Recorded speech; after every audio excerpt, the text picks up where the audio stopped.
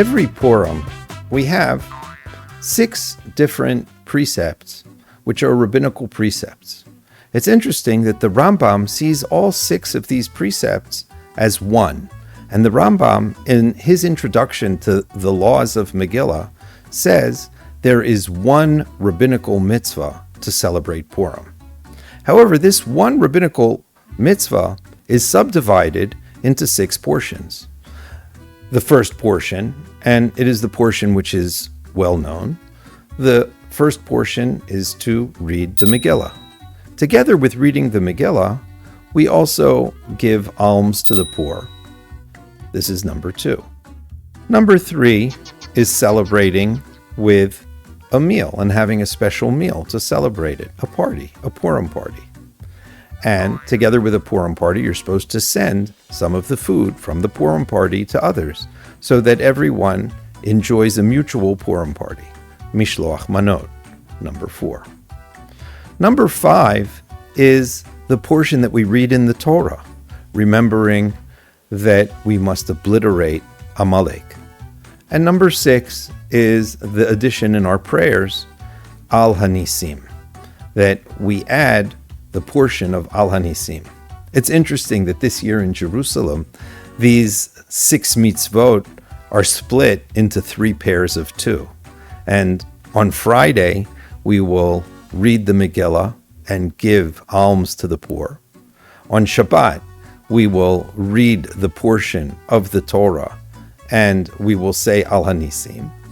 And on Sunday, we will celebrate the Purim party and give Mishloach Manot, pieces of the meal, to our fellows on Sunday. This will happen in Yerushalayim as Purim is split into 3 different pieces. We notice an interesting point of difference between Chanukah and Megillah. Both of them are rabbinic holidays. On Chanukah, we recite the Hallel, but on Purim, there is no Hallel that is recited, and the Talmud asks this question and has 2 interesting answers. One answer is that we don't recite Hallel over a miracle that occurs outside of Eretz Yisrael. The miracle of Chanukah was a liberation of the land in Eretz Yisrael, and therefore we say Hallel. The Rambam says that the reason why we say Hallel on Chanukah is because the kingdom returned to the Jewish people for over 200 years. This is why we say Hallel. We have independent state for more than 200 years. Good reason to say Hallel. On Purim, it was a victory over the Persians, but the Talmud says, in one opinion, Adayin avdei Ahasuerus anan. We are still the servants of Ahasuerus. And it is not proper to say Hallel on a miracle that occurs outside of Eretz Yisrael. There is a third opinion that the reason why we don't say Hallel is that we really do say Hallel.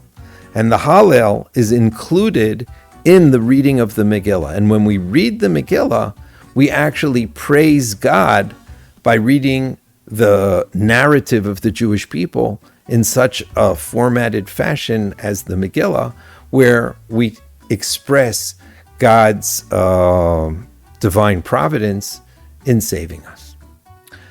I think the point of understanding why we say Hallel on Chanukah and not saying Hallel on Purim is of such magnificent magnitude that it teaches us a lot about what a real miracle is and what a real miracle isn't.